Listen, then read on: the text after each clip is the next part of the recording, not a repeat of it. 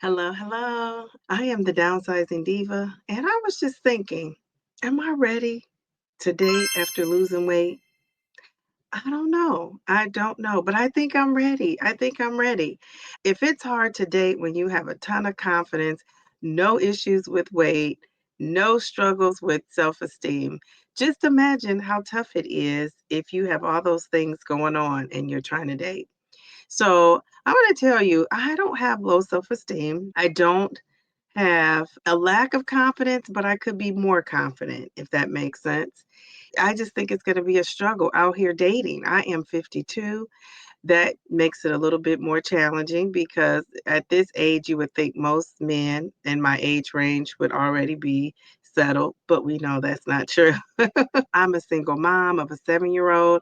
So at this age, a lot of men already have children that can be older. So do they really want to start over? I don't know. All I know is I think I am ready to date. Before I even was thinking about getting on a weight loss journey and actually losing weight, I said to myself I was going to date this summer. I just got busy this summer. I really didn't date. And you might be thinking, well, who were you going to date? Like, how were you going to jump in there? Well, I'm not against online dating sites. I think at this day and age, you have to be open to something new, something different, but it's not my first choice. People always say they want to introduce you to somebody, or when you just make it known that you're looking and available. In my experience, things happen, right? You end up meeting someone and making a connection. So, any of those things could happen. So, I'm open to it. Let me tell you, now that I've lost weight, I've been out and about and I have people looking, doing double takes, and all those things I was used to before I picked up a significant amount of weight. And so when people say it's in your mind, people don't treat you different when you lose weight, that is not true. Women treat you different, men treat you different, people in general treat you different. What are some examples of that? Well, you go to reach for something, somebody grabs it before you can get to it. Sometimes I've gone to get in my car, somebody grabbed the car door to open the car door for me. You know, I go to reach for something on the shelf, the gentleman comes over, swoops it off the shelf. When you're driving by, people might have turned their head before. Now they're like looking, trying to get my attention, all sorts of things. I'm going to tell you, I have had a history of dating what I would call myself maybe the runaway bride. I've been engaged a couple times and just never made it to that altar. And I'm one of those people, I'm very loyal. So when you're not loyal in return, I keep it moving. I keep it moving. And one of the things I did in my past, when I was younger, I kept it moving a lot.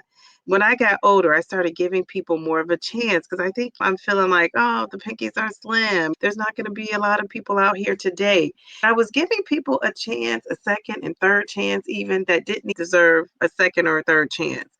And what I mean by that is we would break up, they would call after a while, and I give them another chance. Then something would happen. I call myself like cutting it off, and then they would call and just that familiar person to hang out with. You forgive them and take them back. And I think in my late 40s is when I decided no more of that. When I turned 50, it was just over. It was a wrap. I thought no more exes. I'm on to greener pastures. I've learned over the years that I just got to do that. I got to do that for myself. I got to make choices not only for me, I'm also choosing someone for my daughter.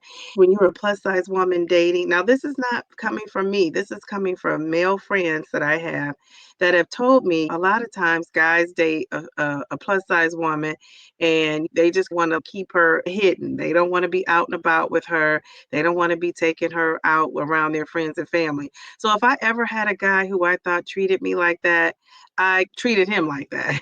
You know what I'm saying? I didn't bring him around.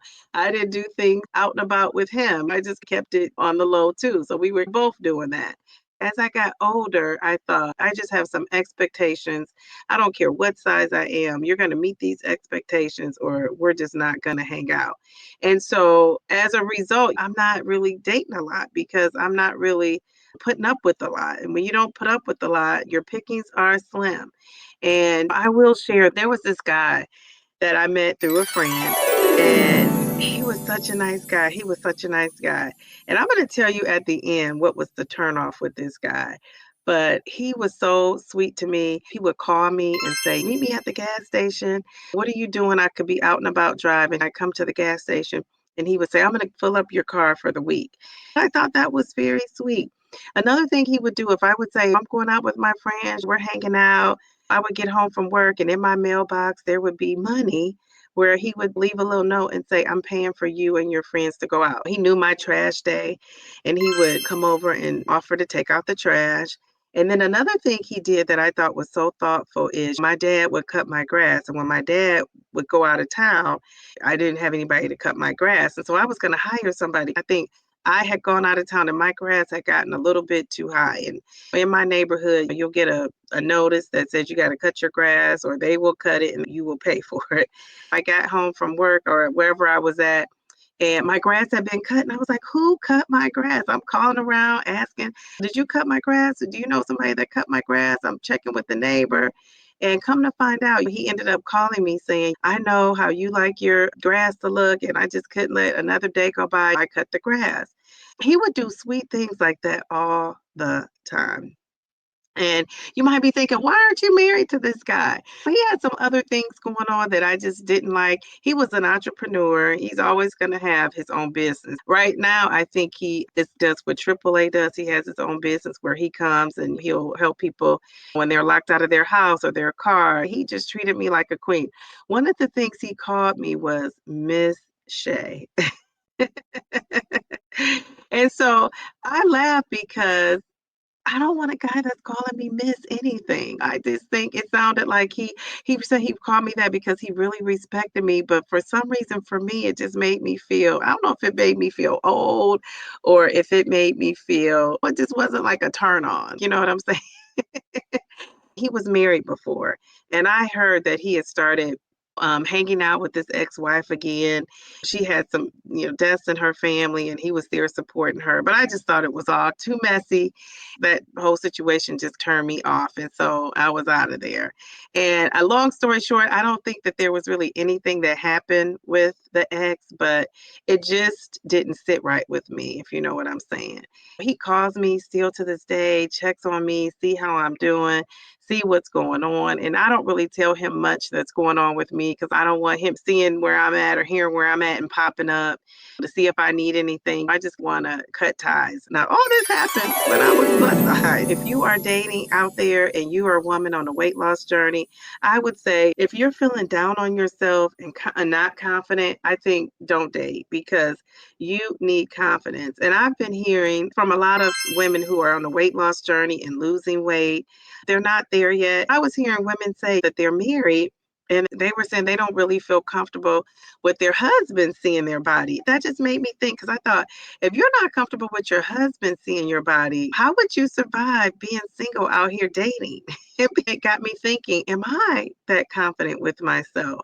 If you follow my journey, I don't even like taking whole body shots. That's not something I want to do. So to be on a weight loss journey, dating someone, this was going to be so interesting for me. Where should I start with my dating? Where do I look? My daughter has been saying to me, "Mommy, you need to date someone." I don't know if I'm ready. Let me know what you think in the chat. Give me some dating advice. Should I even date? Should I keep it moving? Should I wait? We always say, don't wait till you lose weight to live. And so I don't want to wait. I know I can lose more weight, but is he going to even be supportive of my weight loss journey? Because we also hear about men that, like a woman of a certain size, and once she loses, he changes, right? He changes. So am I going to go through all that? I don't know. What is a lady to do? Give a girl some advice. I'm going to be checking out that comment section for all the great advice.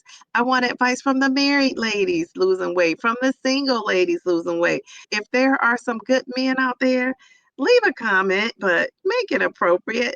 And when you're leaving comments, please be nice. And when you're leaving comments, please be nice. Thank you for watching. I'll see you in the next video. And remember, slow and steady wins the race. Just don't quit.